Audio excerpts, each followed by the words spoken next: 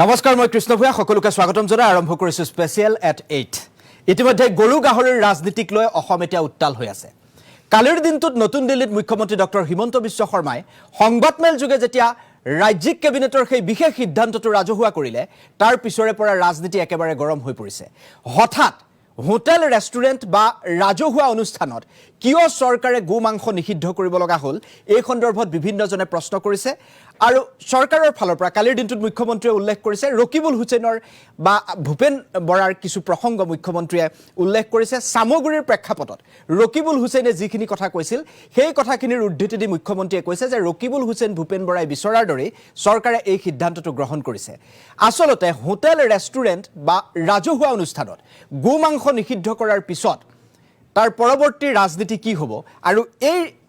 গো মাংসক লৈ চলা ৰাজনীতিটোৱে কাক লাভ কৰিব বা চৰকাৰে কিয় এই সিদ্ধান্তটো ল'ব লগা হ'ল এই সন্দৰ্ভত আজি আমি বিস্তৃতভাৱে আলোচনা কৰিম ষ্টুডিঅ'ত মোৰ সৈতে কেইবাগৰাকী অতিথি আছে মই চিনাকি কৰাই দিব বিচাৰিছোঁ বিজেপিৰ মুখপাত্ৰ ৰঞ্জীৱ শৰ্মা আছে শৰ্মা ডাঙৰীয়া স্বাগতম জনাইছোঁ অগপনেতা জ্যেষ্ঠ অগপনেতা ডক্টৰ জয়নাথ শৰ্মা আছে মই শৰ্মা ডাঙৰীয়া আপোনাক স্বাগতম জনাইছোঁ কংগ্ৰেছৰ জ্যেষ্ঠ মুখপাত্ৰ কংকন দাস আছে দাস ডাঙৰীয়া স্বাগতম জনাইছোঁ আৰু নেমছুৰ আইনী উপদেষ্টা আব্দুল মতিন আছে মতিন ডাঙৰীয়া স্বাগতম জনাইছোঁ নগাঁৱৰ পৰা আমাৰ সৈতে পোনপটীয়া সম্প্ৰচাৰত সংযুক্ত হৈ আছে সংখ্যালঘু নেতা মুছাব্বিৰ আলী আহমেদ আপোনাকো স্বাগতম জনাইছোঁ আহমেদ ডাঙৰীয়া আৰু কিছু সময়ৰ পিছতে আমাৰ সৈতে সংযুক্ত হ'ব ষ্টুডিঅ'ত সামগ্ৰীৰ অগপনেতা মুজিবুৰ ৰহমান আৰু AIUDFৰ পৰা নিলম্বিত বিধায়ক জাকিৰ হুছেইন লস্কৰ তেওঁলোকৰ পৰৱৰ্তী সময়ত মই আপোনালোকৰ আগত চিনাকি কৰাই দিম কিন্তু মই আৰম্ভ কৰিব বিচাৰিছোঁ আলোচনাটো ৰঞ্জীৱ শৰ্মা আপোনাৰ পৰাই মই আৰম্ভ কৰিব বিচাৰিছোঁ হঠাৎ এটা সিদ্ধান্ত হোটেল ৰেষ্টুৰেণ্ট আৰু ৰাজহুৱা অনুষ্ঠানত গো মাংস নিষিদ্ধ কৰা হ'ল কিয় কৰিব লগা হ'ল সিদ্ধান্তটো হঠাৎ নহয় হয় ভাৰতবৰ্ষৰ ভিতৰতে গো সংৰক্ষণৰ কাৰণে আইন অনা প্ৰথম ৰাজ্যখন হ'ল অসম 1950 চনত যেতিয়া বিষ্ণুৰাম মেধি আমাৰ ৰাজ্যখনৰ মুখ্যমন্ত্ৰী আছিল তেতিয়াই গো সংৰক্ষণৰ আইনখন অনা হৈছিল পৰৱৰ্তী সময়ত 2021 চনত মাননীয় মুখ্যমন্ত্ৰী ডক্টৰ হিমন্ত বিশ্ব শৰ্মাৰ নেতৃত্বত গো সেই আইনখনক সংশোধন কৰা হ'ল আকৌ ইয়াত যোৱাকালি কেবিনেটে সেই আইনখনত কিছু দফা এড কৰাৰ কাৰণে সিদ্ধান্ত লৈছে গতিকে এইটো এটা ধাৰাবাহিক প্ৰচেছ আইন সংশোধন হয় এটা ইভলিউচনেৰী প্ৰচেছত সমাজৰ চাহিদা অনুসৰি সমাজৰ প্ৰয়োজন অনুসৰি আইনক আগবঢ়োৱা হয় এইটো আমাৰ সংবিধানো এতিয়ালৈকে 100 বাৰতকৈ বেছি সংশোধন কৰা হৈছে কেৱল সমাজৰ প্ৰয়োজনৰ প্ৰতি লক্ষ্য ৰাখি গতিকে তেনেকুৱা এটা প্ৰয়োজনৰ প্ৰতি লক্ষ্য ৰাখিয়ে চৰকাৰে এই সিদ্ধান্ত লৈছে আৰু এই সিদ্ধান্তৰ জৰিয়তে কোনো ধৰণৰ মানে সাংবিধানিক বিধি ব্যৱস্থাক উলংঘা কৰা হোৱা নাই কিয়নো আমি যদি চাওঁ ইয়াৰ পূৰ্বে সুপ্ৰিম কোৰ্টত বহুত কেইটা কেছ হৈছে তাত গো হত্যা বন্ধ কৰিলে কোনো ধৰণৰ মানে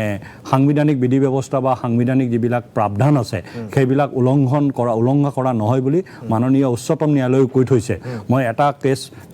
গো হত্যাক লৈ পেলাই যি প্ৰথম কেছ আমাৰ দেশত হৈছিলে সেইটো হৈছিলে আপোনাৰ 1985ত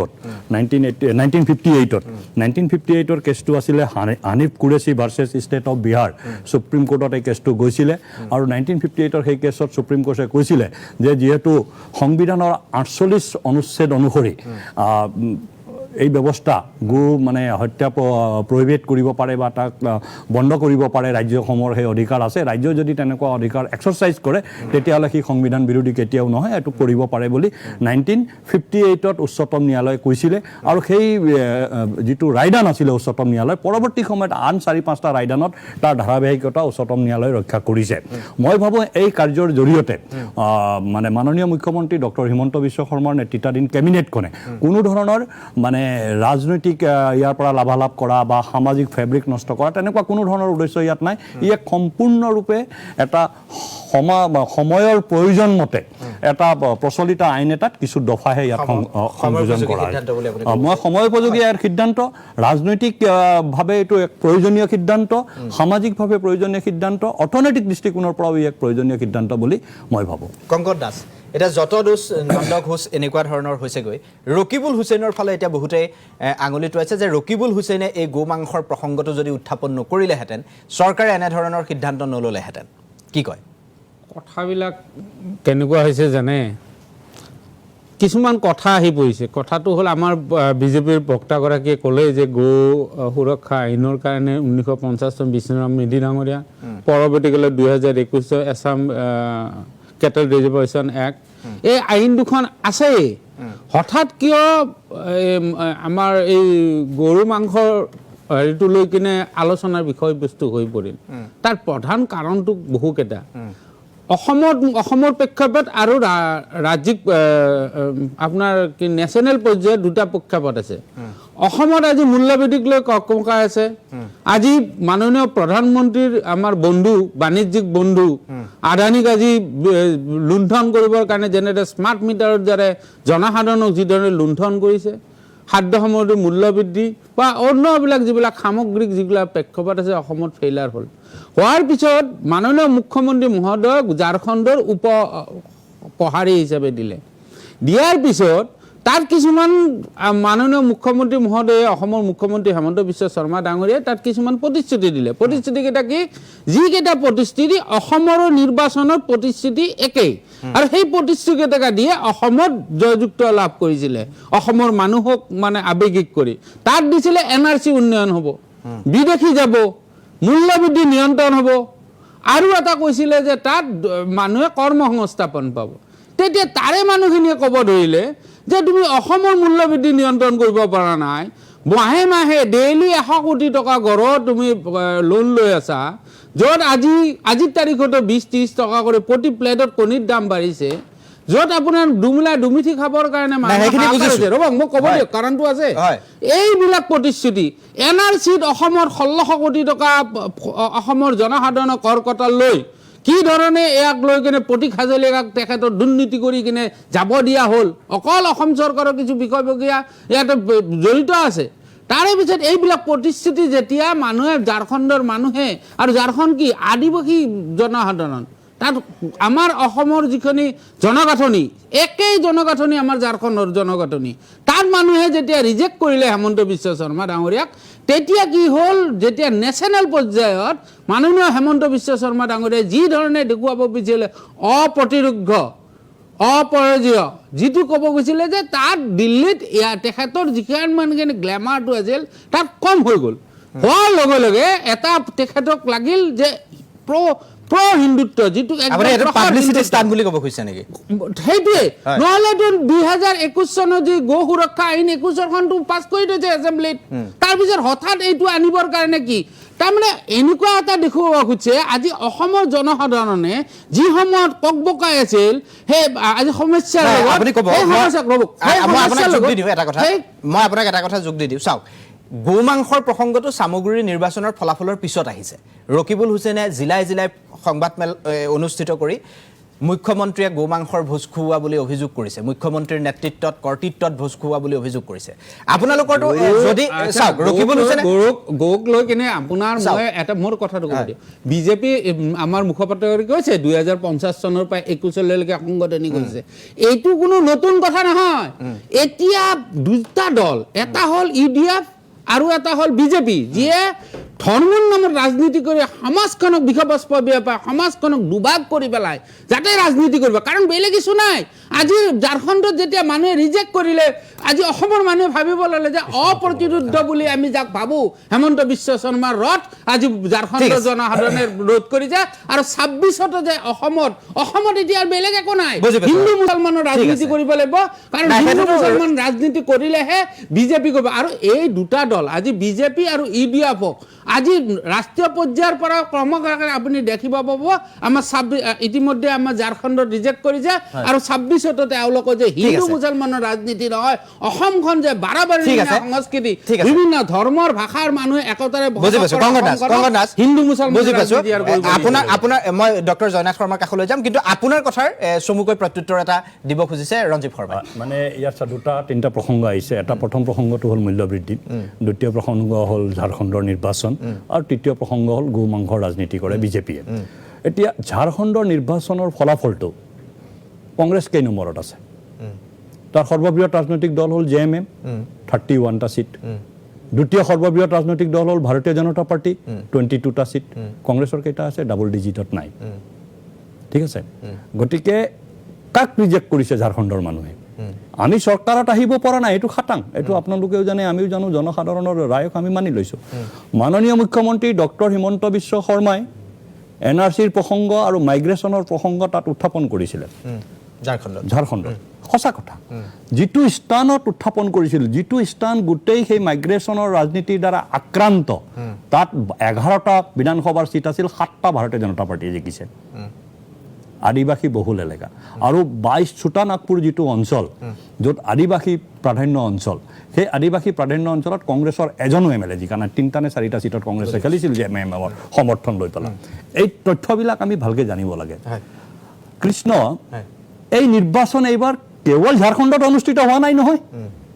মহাৰাষ্ট্ৰৰ কথা ক'বলৈ সাহস নাই আপোনাৰ মূল্যবৃদ্ধিৰ কথা কৈ আছে ধাৰ লোৱাৰ কথা কৈ আছে শিমলা হিমাচল প্ৰদেশৰ উচ্চতম ন্যায়ালয়ে হিমাচল টুৰিজিমৰ 18খন হোটেল আৰু দিল্লীৰ মাণ্ডি হাউচত থকা হিমাচল হাউচ মাৰ্চ মাহৰ ভিতৰত অকশ্যন কৰিবলৈ নিৰ্দেশ দিছে অৰ্থনৈতিক অৱস্থা কংগ্ৰেছ শাসিত হিমাচলৰ সেই পৰ্যায়লৈ গুচি গৈছে কৰ্ণাটকত তেওঁলোকে টোটেল জিডিপিৰ যিখিনি তেওঁলোকে লোন পায় সেই লোনৰ সীমা ইতিক্ৰমে অতিক্ৰম কৰাৰ কাৰণে তাত লোনক লৈ পেলাই মানে যিবিলাক এজেঞ্চি আছে ফাইনেন্সিয়েল এজেঞ্চি তেওঁলোকে কৰ্ণাটক চৰকাৰক সাৱধানবাণী শুনাইছে অসম চৰকাৰে এতিয়াও লোন পাব পৰা যোগ্যতাত আছে গতিকে হিমাচলৰ সেই অৱস্থা বেংক্ৰাফ্ট কৰ্মচাৰীৰ চেলেৰি নাই তাত গভৰ্ণমেণ্ট আছে কংগ্ৰেছৰ গভৰ্ণমেণ্ট অহাৰ পিছত সেইটো সেই অৱস্থা হৈছে আৰু এটা কথা 2014 চনৰ পিছত কংগ্ৰেছৰ চৰকাৰ কোনো এখন ৰাজ্যত কংগ্ৰেছ নেতৃত্বাধীন চৰকাৰ ঝাৰখণ্ডত জেএমএম নেতৃত্বাধীন চৰকাৰ কংগ্ৰেছৰ নেতৃত্বত থকা কোনো এখন ৰাজ্যত এখনো চৰকাৰ ৰিপিট হোৱা নাই এখনো চৰকাৰ জনসাধাৰণে ৰিপিট কৰা নাই ৰিজেক্ট কৰিছে ভাৰতীয় জনতা পাৰ্টিৰ 14খন চৰকাৰ ৰিপিট হৈছে ভাৰতীয় জনতা পাৰ্টিৰ নেতৃত্বত থকা 2014ৰ পিছত আৰু আজি 18 নম্বৰ মুখ্যমন্ত্ৰীয়ে শপত খাইছে ভাৰতীয় জনতা পাৰ্টি দেশত 18জন মুখ্যমন্ত্ৰী আছে এতিয়া কথাটো আহিল মূল্যবৃদ্ধি হয় মূল্যবৃদ্ধিৰ দ্বাৰা আমি সকলো আক্ৰান্ত হৈছোঁ আমি যেতিয়া বজাৰত সামগ্ৰী কিনিবলৈ যাওঁ যে বিজেপি মুখপাত্ৰ আহিছে 10 টকা কমাই নিদিয়ে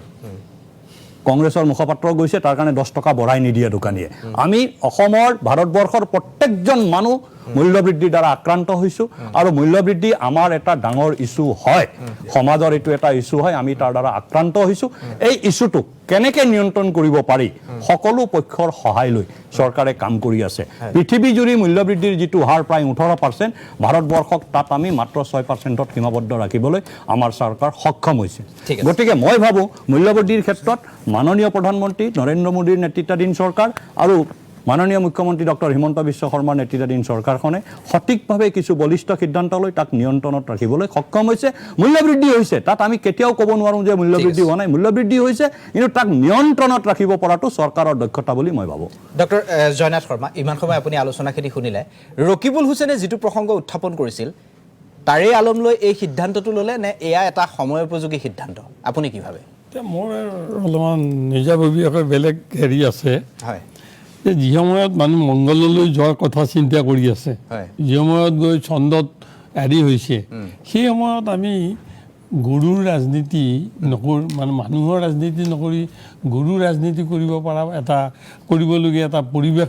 কোনে সৃষ্টি কৰিছে এই কথাটোলৈ আমি যাব লাগিব আজি কেবিনেটে যিটো সিদ্ধান্ত ল'লে গো মাংস সম্পৰ্কত এইটো এটা মই ভাবোঁ কম্পেল চিটুৱেশ্যনত এটা বাধ্যতামূলক পৰিৱেশত পৰি কাৰণ গোটেই হিন্দু মানুহবিলাকৰ মনত এটা হেৰি দিয়া হ'ল যে মুখ্যমন্ত্ৰীৰ নেতৃত্বত বা হেৰি নেতৃত্বত বুলি শব্দটো কোৱা নাই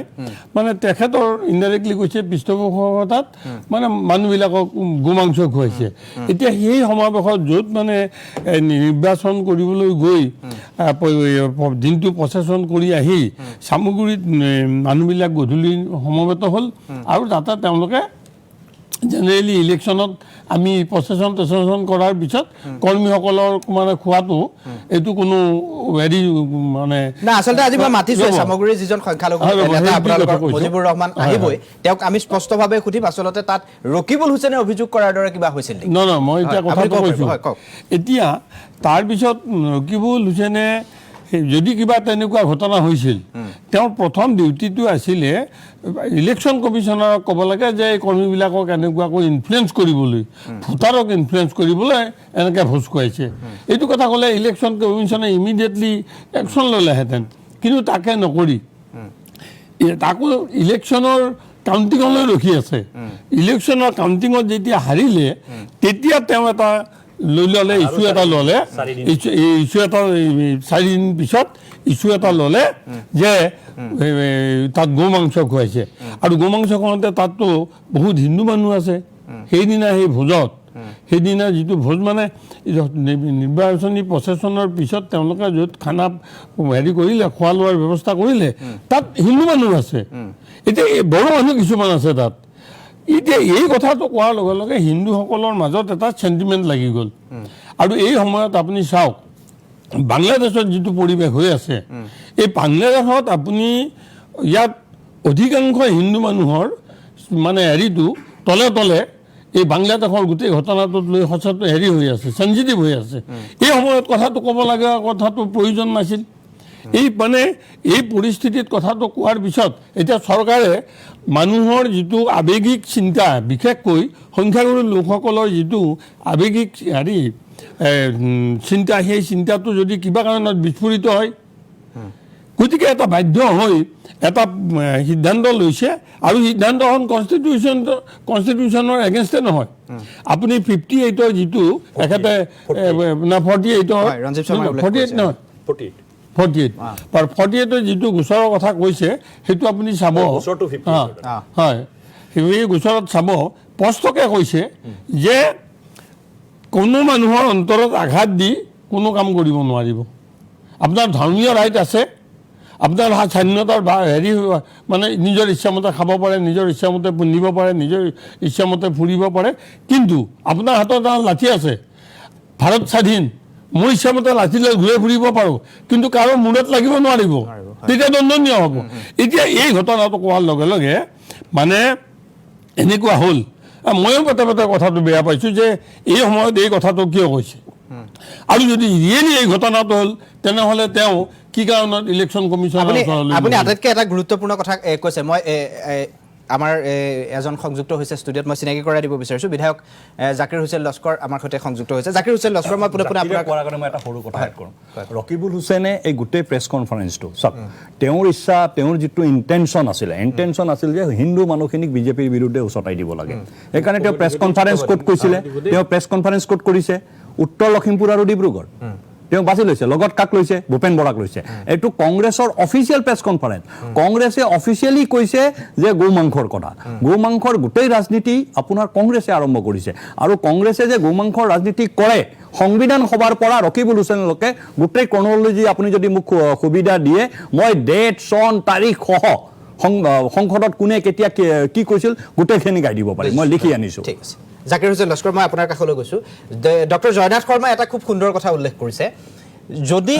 ৰকিবুল হুছেইনে ভাবিছিল যে চৰকাৰে বা চৰকাৰৰ পৃষ্ঠপোষকতাত সামগ্ৰীত নিৰ্বাচনী প্ৰচাৰৰ সময়ত আইন উলংঘা হৈছে তেওঁ আইনৰ কাষ চাপিব পাৰিলেহেঁতেন তেওঁ নিৰ্বাচন আয়োগৰ কাষ চাপিব পাৰিলেহেঁতেন কিন্তু তেওঁ নাচাপিল তেওঁ ৰিজাল্টৰ পিছত উত্তৰ অসম বা ডিব্ৰুগড় 4 দিন পিছত তেওঁ সংবাদমেল সম্বোধন কৰিলে এতিয়া আপুনি কি বুলি ভাবে ৰকিবুল হুছেইনৰ কাৰণে চৰকাৰে এনেকুৱা এটা সিদ্ধান্ত ল'ব লগা হ'ল নেকি চাওক জয়নাথ দা যেনেকুৱা আপোনালোকৰ একদম ক্লিয়াৰকৈ কৈছে জয়নাথ দাৰ কোৱাৰ পিছত আৰু একো নাথাকে জয়নাথ দা ক্লিয়াৰকৈ কৈছে এইটো মানে নিৰ্বাচনৰ 4 দিন পিছত আপুনি বস্তুটো বুজি লওক ৰিজাল্টৰ 4 দিন পিছত তেখেতে যেতিয়া হাৰিছে হতাশাই ভুগিছে তেতিয়া এটা এই বস্তুটো তেখেতে ওলাইছে সেইটো কংগ্ৰেছৰ কালচাৰ মেইনলি ৰকিবুল হুছেইনৰ কালচাৰো এনেকুৱা আপুনি যদি চায় য'ত য'ত যি লাগে যি লেভেলত যাব লাগে সেই লেভেলত ৰকিবুল হুছেইন গুচি যাব পাৰে ঠিক আছে মই এবাৰ মই নগাঁৱলৈ যাব বিচাৰিছোঁ নগাঁৱত মোৰ সৈতে যিজন অতিথি সংযুক্ত হৈ আছে তেওঁ চাবগুৰি সমষ্টিৰ নিৰ্দলীয় প্ৰাৰ্থী আছিল মুছাব্বিৰ আলী আহমেদ ডাঙৰীয়া মই আপোনাৰ কাষলৈ আহিছোঁ চৰকাৰে যিটো সিদ্ধান্ত ল'লে এয়া চৰকাৰে সঠিক সিদ্ধান্ত লৈছে নে ৰকিবুল হুছেইনে তেনেদৰে মন্তব্য কৰাৰ কাৰণে চৰকাৰে এটা পুতক তোলাৰ বাবে বা কংগ্ৰেছক খোল ঠেকত পেলাবৰ কাৰণে এনেকুৱা এটা সিদ্ধান্ত ল'লে আপুনি কি ভাবে চাওক যে প্ৰথম কথাটো হ'ল যে এনেই বুঢ়ী নাচনি তাতে নাতিনীয়েকৰ বিয়া যে বিজেপি চৰকাৰ তেওঁলোকে খুজি আছে যে গো মাংস আৰু বিভিন্ন ধৰণৰ যিখিনি আমাৰ মুছলমানক মানে আত্মসন্মানত আঘাত কৰিব পাৰে এই বস্তুবোৰ তেওঁলোকে কৰক কিন্তু তাৰ ভিতৰত যিজন ব্যক্তি আপোনালোকে গম পায় যে এসময়ৰ প্ৰাক্তন বিধায়ক আৰু প্ৰাক্তন মন্ত্ৰী আৰু আমাৰ অসমৰ মুখ্যমন্ত্ৰী ডক্টৰ হিমন্ত বিশ্ব শৰ্মা ডাঙৰীয়াৰ এজন ভাল বন্ধু সেই ব্যক্তিজনে যেতিয়া নেকি ক'লে যে তাত গৰু কাটি পেলাই ভোজ খুৱাই মানুহখিনিক মুছলমান মানুহৰ ভোট লৈছে বিজেপি চৰকাৰে, আৰু সেই আলম লৈ পেলাই ক'লে যে গৰু মাংসটো বন্ধ কৰিব লাগে। গতিকে বন্ধু এজনৰ মন ৰাখিবলৈ গৈ আজি দেখা গ'ল যে তেওঁলোকে যিখিনি বিচাৰিছিল সেই সফল, আৰু সেই কামখিনিয়ে ৰকিবুল হুছেইন ডাঙৰীয়াই উত্থাপন কৰি দিছে, আৰু যাৰ কাৰণে কি আজি অসমৰ মুখ্যমন্ত্ৰী ডক্টৰ হিমন্ত বিশ্ব শৰ্মা ডাঙৰীয়াই আমাক মানে অপমান কৰিব বিচাৰিছে। গতিকে এইটো আমাৰ চাওক যে অন্ন বস্ত্ৰ আৰু বাসস্থান এইকেইটা হ'ল এজন গণতন্ত্ৰ দেশত বসবাস কৰা নাগৰিকৰ মৌলিক অধিকাৰ, আৰু এই অধিকাৰ যেতিয়া নেকি খৰ্ব কৰিব গতিকে আত্মসন্মানত আঘাত লাগিবই। আৰু আজি স্পষ্টকৈ আমি ক'ব বিচাৰিম যে মুখ্যমন্ত্ৰীয়ে যিখিনি কৰিছে তাৰ কাৰণে 100% যোগ্যৰীয়া ৰকিবুল হুছেইন ডাঙৰীয়া। ঠিক আছে, মই আপোনাৰ কাষলৈ যাম। মতি ডাঙৰীয়া, মই আপোনাৰ কাষলৈ আহিছোঁ। আপুনি কি ভাবে এই সিদ্ধান্তটো চৰকাৰে যে ল'লে এইটো এটা সময় উপযোগী সিদ্ধান্ত নে ইয়াৰ পৰা কাৰোবাৰ ৰাজনৈতিক লাভালাভ হ'ব? আৰু মই আপোনাৰ পৰা আইনৰ সংবিধানৰ দৃষ্টিকোণৰ পৰা মই এটা সুধিব বিচাৰিম, আচলতে চৰকাৰে লোৱা এই সিদ্ধান্তটোৱে মানুহৰ ক'ৰবাত মৌলিক অধিকাৰ খৰ্ব কৰিব নেকি? আজি যিটো গৌ মাংসৰ প্ৰসংগটো আহিছে, এইটো মই আইনত যোৱাৰ আগতে মই এটা কথা ক'ব বিচাৰিছোঁ। এইটো অহা 2026 চনত নিৰ্বাচন আহি আছে। মই ভাবোঁ এইটো নিৰ্বাচন কেন্দ্ৰিক এটা এজেণ্ডা হ'ব পাৰে, আৰু এইটো এটা পূৰ্ব পৰিকল্পিত হয়, কাৰণ বিশেষ এটা জনগোষ্ঠীক সদায় তুলনা মন্তব্যৰে অভিহিত কৰি আহিছে আমাৰ মুখ্যমন্ত্ৰী ডাঙৰীয়াই। আৰু এতিয়া এনেকুৱা অসমত অৱস্থা হৈছে যে মুছলমান মানুহ কিবা আপোনাৰ সমস্যা হৈছে নেকি, যাৰ কাৰণে আপোনাৰ কেটেল প্ৰিজাৰ্ভেশ্যন এক্টটো আনিলে, তাতেও কিছুমান বাধ্যবাধকতা দি দিলে, আৰু তাৰপিছত হঠাৎকৈ যোৱাকালি আকৌ ৰাজহুৱা অনুষ্ঠান, ধৰ্মীয় অনুষ্ঠান, হোটেল, ৰেষ্টুৰেণ্ট আদিত গৰু মাংস বন্ধ কৰি দিলে। আৰু এইটো আচলতে একো নহয়, বহুত ব্যৰ্থতা আছে। যিখিনি প্ৰতিশ্ৰুতি দিছিলে, ঝাৰখণ্ডত গৈও কিছুমান প্ৰতিশ্ৰুতি দিছিলে, ঝাৰখণ্ডখনক জালুকবাৰী বুলি ভাবিছিলে, কিন্তু জালুকবাৰীতো ৰূপায়ণ কৰিব নোৱাৰিলে, যাৰ কাৰণে প্ৰতিশ্ৰুতি ৰক্ষা কৰিব নোৱাৰিলে, তাতে মুখ থেঁচাকাও খালে। সেইটো বাৰু বেলেগ ইছ্যু, আপোনালোকে ৰাজনীতিৰ বিষয়ে আপোনালোকে কথা পাতি ল'ব। কিন্তু ঘটনা হ'ল এই মুছলমান মানুহখিনিৰ ওপৰত সময়ে সময়ে ইমান হেৰেছমেণ্ট 2014 চনৰ পৰা চাই আছোঁ, ইমান হেৰেছমেণ্ট হৈ আছে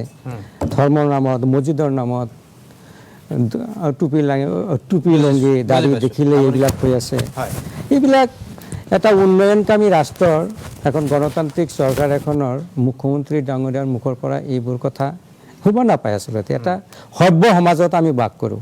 সভ্য সমাজত প্ৰত্যেকজন মানুহৰ, প্ৰত্যেকজন নাগৰিকৰ দুবেলা দুমুঠি খাই নিজৰ ৰুচি অনুযায়ী মই কি খাম, মই কি পিন্ধিম, আৰু মোৰ পাকঘৰত কি হ'ব, এইবোৰৰ ওপৰত ইণ্টাৰফেয়াৰ কৰাটো বুজি পাইছোঁ মই, এইটো ন্যায়সংগত নহয়। আৰু এটা কথা কৈছোঁ মই, একচুৱেলি এইটো আপোনালোকে জানি হেৰিব যে কেশৱানন্দ ভাৰতীৰ কেছ 1972, আৰু তাতেও কিন্তু আপোনাৰ ফুড আইটেমটো আপোনাৰ ফাণ্ডামেণ্টেল ৰাইট বুলি তাতে ঘোষণা কৰা আছে। আৰু মহাত্মা গান্ধী এটা কথা কৈছিলে যে মানুহৰ যেতিয়া পেটত খাদ্য নাথাকে নহয়, ভগৱানক পাহৰি যায় বুলি কৈছে। আমাৰ সমাজত এনেকুৱা কিছুমান মানুহ আছে যে কিছুমানে 20 টকাৰ মাংস কিনিব আৰু 20 টকাৰ ভাত কিনি ধুনীয়াকৈ এসাঁজ খাই উঠিব, অথচ সেই 400 টকা 450 টকা দি 1 কেজি মাংস কিনি ঘৰত লৈ যোৱাৰ সক্ষমতা নাই। বুজি পাইছোঁ, মই আপোনাৰ কাষলৈ যাম। এটা মোৰ সৰু প্ৰশ্ন আছে। তেখেতে ক'লে যে বিজেপি চৰকাৰৰ দিনত 2014 চনৰ পৰা মুছলমান মানুহক পৰিকল্পিতভাৱে হাৰেছমেণ্ট কৰা হৈছে, আপুনি এই কথাটো কৈছে। এতিয়া মোক আপুনি এটা প্ৰশ্নৰ উত্তৰ দিয়ক, 2014 চনৰ পিছত নেলিৰ পৰা আৰম্ভ কৰি বাঁহবাৰী, ওদালগুৰি, বৰপেটা, কোকৰাঝাৰৰ দৰে ভাতৃঘাতী সংঘৰ্ষ, সাম্প্ৰদায়িক সংঘৰ্ষ, য'ত ইছলাম ধৰ্মাৱলম্বী লোকক গুলিয়াই হত্যা কৰা হৈছিল, তেনেকুৱা ঘটনা অসমত কেইটা হৈছে? 2016 চনৰ পিছত অসমত 2016 চনত ভাৰতীয় জনতা পাৰ্টীৰ চৰকাৰ হৈছে, 2014 চনত সৰ্বভাৰতীয় পৰ্যায়ত হৈছে। 2014 চনৰ পিছত ভাৰতবৰ্ষত কেইটা সাম্প্ৰদায়িক সংঘৰ্ষ হৈছে য'ত শ মুছলমান মানুহক গুলিয়াই হত্যা কৰা হৈছে? এটাও হোৱা নাই। সেইবিলাক ৰক্ষা কৰা হৈছে, সেইবিলাক হ'বলৈ দিয়া নাই বিজেপি চৰকাৰে। সবকা সাথ সবকা বিকাশ নীতিৰ আধাৰত বিজেপি চৰকাৰৰ দিনত কাম হৈছে। বিজেপি চৰকাৰৰ দিনত সৰ্বাধিক মুছলিম মহিলাৰ বেংক একাউণ্ট খোলা হৈছে। বিজেপি চৰকাৰৰ দিনত ডেভেলপমেণ্টৰ সৰ্বাধিক ফাণ্ড মুছলিম জেগাত এৰিয়াত গৈছে।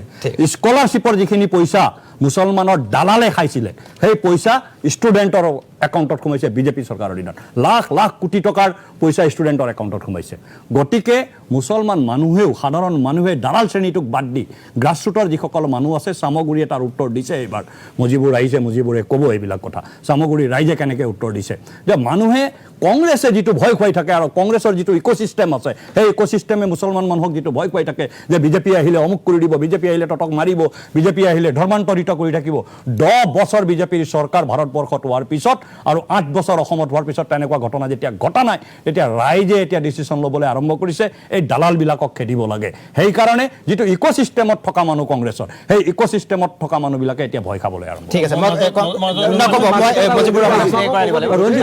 আপুনি ক'ব কাৰণ বহুকেইটা অভিযোগ আছে নাই বহুকেইটা অভিযোগ আছে গোটেইকেইটা অভিযোগৰ আপুনি উত্তৰ দিবই লাগিব মই আপোনাৰ কাষলৈ আহিম কিন্তু সামগ্ৰী কেন্দ্ৰিক যিহেতু বিতৰ্ক এটা হৈছে সামগ্ৰীৰ অগপ নেতা মুজিবুৰ ৰহমান আমাৰ সৈতে সংযুক্ত হৈছে মুজিবুৰ ৰহমান ডাঙৰীয়া স্বাগতম জনাইছো আৰু স্পষ্টকৈ মই আপোনাক সুধিছো ৰকিবুল হুছেইনে যিটো অভিযোগ কৰিছে যে আইন উলংঘা হৈছে এখন ট্ৰাইবেল গাঁও আছিলে মাজুলী নামৰ এডোখৰ স্থানৰ কথা তেওঁ উল্লেখ কৰিছে আৰু তাত গো মাংসৰ ভোজ খুৱাই বিজেপিয়ে সামগ্ৰীত ৰণ জিকিলে বুলি ৰকিবুল হুছেইনে জিলাই জিলাই সংবাদমেল পাতি এতিয়া তেওঁ কৈ ফুৰিছে আপুনি যিহেতু সামগ্ৰীৰ নিৰ্বাচনটোত সন্মুখৰ পৰা নেতৃত্ব দিছিল সেইদিনা আসলতে কি হৈছিল ৰকিবুল হুছেইনে কোৱা কথাবোৰ সঁচা নে তেওঁ পুত্ৰৰ পৰাজয়ৰ পিছত ক'ব লাগে কাৰণে এইবোৰ কথা কৈছে হয় চাওক ৰকিবুল হুছেইন ডাঙৰীয়াই এদিনাখন আমাৰ ওপৰত এটা অভিযোগ আনিলে যে আমাৰ শালপাৰা পঞ্চায়তৰ 13 মাইলত গো মাংসৰে আমি ভোজ খুৱাইছোঁ বুলি আমাৰ ওপৰত এটা অভিযোগ আনিছিলে তেওঁ পাৰ্টিকুলাৰলি মোৰ মাটিত হৈছে বুলিও কৈছিলে তাৰ লগে লগে মই প্ৰত্যুত্তৰ দিবৰ কাৰণে সংবাদ মেল অনুষ্ঠিত কৰি মই যেতিয়া ৰিপ্লাই দিলোঁ তেতিয়া তেওঁ এটা ডায়লগ দিলে যে গোহাইগড়ত কোন মই কল খোৱা নাই আল্টিমেটলি তেওঁ অস্বীকাৰ কৰিছে সেই ঘটনাটো তাৰ পিছৰ পৰা কিন্তু এই বিতৰ্কটো তল পৰি গৈছিলে তাৰ পিছত যেতিয়া আমাৰ কাউণ্টিং হৈ গ'ল ৰিজাল্ট ওলাই গ'ল তাৰ পিছদিনাখনৰ পৰা তেখেতৰ মোৰ এটা অনুমান হয় তেখেত অলপ মানে মানসিকভাৱে তেখেতৰ ভাৰসাম্যতা অলপ হেৰুৱাই পেলাইছে বিভিন্ন ধৰণৰ অকল যে মিডিয়াৰ আগত যে এইবিলাক কথা কৈছে সেইখিনি আপোনালোকে শুনিছে মিডিয়াৰ বাহিৰতো তেওঁ অফ কেমেৰাত যিবিলাক মন্তব্য বিভিন্ন ঠাইত কৰিছে সেইখিনি ধৰক আমি মেনুৱেলি শুনি থাকোঁ গতিকে তেখেতৰ সেই কথাখিনিৰ মাজতে তেখেতে আকৌ সেই গো হত্যা হৈছে বুলি তাতে আমি ভোজ খুৱাইছোঁ মুখ্যমন্ত্ৰী ডাঙৰীয়াৰ নিৰ্দেশত তাতে আমি ভোজ পাতিছোঁ গৰু হত্যা কৰি এনেধৰণৰ মন্তব্য পুনৰ তেওঁ আৰম্ভ কৰিবলৈ লৈছে এতিয়া আমি চামগুৰি সমষ্টিৰ সেই অঞ্চলৰ নাগৰিক হিচাপে লগে লগে তাতে আমি সভা অনুষ্ঠিত কৰিলোঁ তাতে ওচৰতে নহয় 5 কিলোমিটাৰ দূৰত আমাৰ এটা ট্ৰাইবেল ভিলেজ আছে মই বিভিন্ন সময়ত কৈ আছিলোঁ কিন্তু 1 কিলোমিটাৰ ওচৰতে আছে বুলি কৈছে 5 কিলোমিটাৰ দূৰত আছে 5 কিলোমিটাৰ শালপাৰা বনগাঁও বুলি কয় সেই ঠাইত যিসকল আমাৰ বড়ো ভাইসকল আমাৰ বাইদেউসকল যিসকলে আমাৰ সেই ভোজত আছিলে তেওঁলোকেও আহি পেলাই প্ৰতিক্ৰিয়া প্ৰকাশ কৰিছে আৰু ৰকিবুল হুছেইন ডাঙৰীয়াৰ বিৰুদ্ধে তীৰ্যক মন্তব্য কৰিছে আমাৰ সেই ভোজৰ দিনাখন আমাৰ এটা পদযাত্ৰা হৈছিলে সেই পদযাত্ৰাত আমাৰ দীপ্লুৰঞ্জন শৰ্মা আমাৰ জিতু গোস্বামী ডাঙৰীয়া বিধায়ক ব্ৰহ্মপুৰ সমষ্টি আৰু আমাৰ সুৰেশ বৰা ডাঙৰীয়া তাতে উপস্থিত আছিলে তাতে আমি হিন্দু মুছলমান সকলোৱে মিলি আমি এটা পদযাত্ৰা কৰিছোঁ আৰু তাতে এটা ভোজ আমাৰ হৈছিলে কিন্তু সেই ভোজটো যে গো হত্যা কৰি তাত কৰা হৈছিলে তেনেকুৱা নহয় আমাৰ ল'ৰাবিলাকে ভাবিছিলে যে আমাৰ বিধায়কসকলেও যিহেতু আহিব তেওঁলোকেও আহাৰ গ্ৰহণ কৰিব তাতে আমাৰ খাচী কাটি পেলাই আমাৰ এটা ভোজৰ ব্যৱস্থা কৰা হৈছিলে ৰকিবুল হুছেইনে এই বস্তুটো পলাৰাইজেশ্যন কৰিবৰ কাৰণে একমাত্ৰ তেখেতে এই কথাটো তেখেতে কৈ দিলে লগে লগে আমি প্ৰতিক্ৰিয়া প্ৰকাশ কৰিছোঁ এইটোৰ কি প্ৰমাণ দিব লাগে আমি দিছোঁ বিভিন্ন ধৰণে মানুহে তাত প্ৰতিবাদ কৰিছে তেওঁৰ প্ৰতিমূৰ্তি দাহ কৰিছে তাৰপিছত তেওঁ ষ্টপ হৈ গ'ল তো ৰিজাল্টৰ পিছৰ পৰা তেওঁ পুনৰাই আৰম্ভ কৰিলে সেইমতে আমিও আকৌ প্ৰতিবাদ কৰা আৰম্ভ কৰিলোঁ যিটো এটা গোখাত মিছা কথা তেওঁ ক'বলৈ আৰম্ভ কৰিছে আপুনি চাওক ৰকিবুল হুছেইন ডাঙৰীয়াই মই যেহেতু সামগ্ৰীৰ প্ৰেক্ষাপটতে কম বাকী অসমৰ বিভিন্ন প্ৰেক্ষাপটত মই নকওঁ ৰকিবুল হুছেইন ডাঙৰীয়াই এইবাৰ উপনিৰ্বাচন যেতিয়া আৰম্ভ হ'ল তেতিয়াৰ পৰাই তেওঁ হিন্দু মুছলমানৰ মাজত এটা পলাৰাইজেশ্যন কৰিবৰ কাৰণে চেষ্টা কৰিছিলে আজি তেওঁ আমাৰ সামগ্ৰী সমষ্টিৰ 25 বছৰৰ প্ৰতিনিধি আছিল তেওঁ যিমান উন্নয়নমূলক কাম কৰিছে তাৰ ওপৰতে আমাৰ সামগ্ৰীত গৈ তেখেতে ভোট বিচাৰিব লাগিছিলে কিন্তু সেইটো নকৰি তেওঁ এটা LED লৈ গৈছে লৈ গৈ পেলাই মানুহৰ মাজত দেখুৱাই দিয়ে, এটা ল'ৰাক পিছফালে পিঠিৰ পিছফালে LED-টো লগাই দিয়ে, কোনোবাই চাউণ্ড দি দিয়ে আৰু এনেকৈ কাটি কাটি বিভিন্ন ধৰণৰ মন্তব্যৰ লগতে আমাৰ কোন স্প'ক্স পাৰ্চনে কোন দিন কি কথা কৈছিলে, ক'ৰ পৰা কালেকশ্যন কৰিছে, সেইবিলাক আনি তেওঁ এটা ৰীল বনাই লৈছে। তাৰ লগতে আপোনালোকে আচৰিত হ'ব, তাতে ইজৰাইলৰ যি যুদ্ধ হৈছিলে সেই যুদ্ধটো দেখুৱাই পেলাই তেওঁ কৈছে চাওক এই যুদ্ধটো নৰেন্দ্ৰ মোদী ডাঙৰীয়াই সমৰ্থন কৰিছে বুলি আমাৰ ৰাইজৰ মাজত তেওঁ উচতনি দিবলৈ চেষ্টা কৰিছিলে। তেখেতে জানে চামগুৰি সমষ্টিত আপোনাৰ 1,04,000 আমাৰ মুছলমান ভোট আৰু অনলি 76,000 আমাৰ হিন্দু ভোট তাত আছে। তেওঁ ভাবিছিলে যে এই 1,04,000 ভোট যদি মই পলাৰাইজেশ্যন কৰি কংগ্ৰেছৰ পক্ষত আনিব পাৰোঁ তেতিয়াহ'লে মোৰ ভোটটো তাতে জিকি যাব, কিন্তু সেইটো আমি কৰিবলৈ দিয়া নাই। তেখেতে ধৰ্মীয় আৱেগ অনুভূতিৰ কথা কৈছে আৰু আমাৰ প্ৰাৰ্থীজনে ডেভেলপমেণ্টৰ কথা কৈছে। সেইমতে দীপলু ৰঞ্জন শৰ্মা জিকি গৈছে। হয় ৰমানগৰে, মই আপোনাক অকণমান ৰখাইছোঁ, এটা বিৰতি ল'ব লাগিব। বহুকেইটা অভিযোগ আছে কংগ্ৰেছৰ বিৰুদ্ধে, বহুকেইটা অভিযোগ কৰিছে। ৰঞ্জীৱ শৰ্মাই কৰিছে, জয়নাথ শৰ্মাই কৰিছে, মুজিবুৰ ৰহমানে কৰিছে, জাকিৰ হুছেইন লস্কৰে কৰিছে, আটাইবোৰে অভিযোগ কৰিছে আৰু এই অভিযোগৰ উত্তৰ মই কংকন দাসৰ পৰা ল'ম। এটা চমু বিৰতি লৈছোঁ, বিৰতিৰ পিছত আমাৰ আলোচনা অব্যাহত থাকিব। और सही आउटडोर सही कैसा भी कहीं भी फ्लोर सही, इंडिगो पेंट्स जब फ्लोर पे इतने प्यारे रंग भरता है तो फिर सोचो ये वॉल्स पे तो कैसा कमाल कर सकता है। इंडिगो पेंट्स जो वॉल पे हो तो हम भी कहे और तुम भी कहो, इंडिगो पेंट्स वाह।